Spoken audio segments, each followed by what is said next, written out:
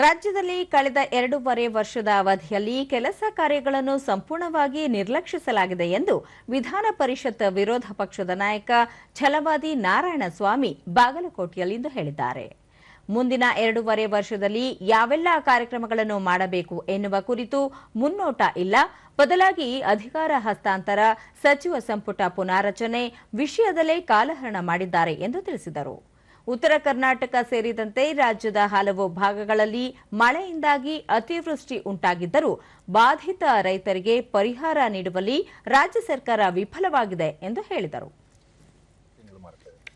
ಯಾರು ಆಗಬೇಕು ನಾನು ಮಂತ್ರಿ ಆಗಬೇಕು ಅಂತಾರೋ ಅವರಿಗೆ ಮೂಗಿಗೆ ತುಪ್ಪ ಸುವರೋದು ಆಗ್ತದೆ. ಯಾರು ಸ್ವಲ್ಪ ವ್ಯತ್ಯಾಸ ಮಾಡ್ತಾರೋ ಇವರನ್ನು ತೆಗೀತೇವೆ. ಈ ಎರಡು ವಿಚಾರಗಳನ್ನ ಇಟ್ಕೊಂಡು 1 ವರ್ಷದಿಂದ ಕಾಲಹರಣ ಮಾಡ್ತಾ ಇದ್ದಾರೆ. ಡೆವಲಪ್ಮೆಂಟ್ ಅಂತಂದ್ರೆ ಭವಿಷ್ಯ ಇಷ್ಟೇ ಅಂತ ತಿಳ್ಕೊಂಡಿದ್ದಾರೆ. ಅತಿವೃಷ್ಟಿ ಆಯ್ತು, ನಾವು ಬೀದಿಗಿಳಿದು ಹೋರಾಟ ಮಾಡಬೇಕಾಯ್ತು, ಬೆಳೆ ಹಾನಿ ಆಗಿದೆ, ರೈತರು ಸಂಕಷ್ಟಕ್ಕೆ ಸಿಲುಕಿದ್ದಾರೆ ಅಂತ ಹೇಳಿದಾಗ ಸರ್ಕಾರ ತಲೆ ಕೆಡಿಸ್ಕೊಳ್ಳಿಲ್ಲ.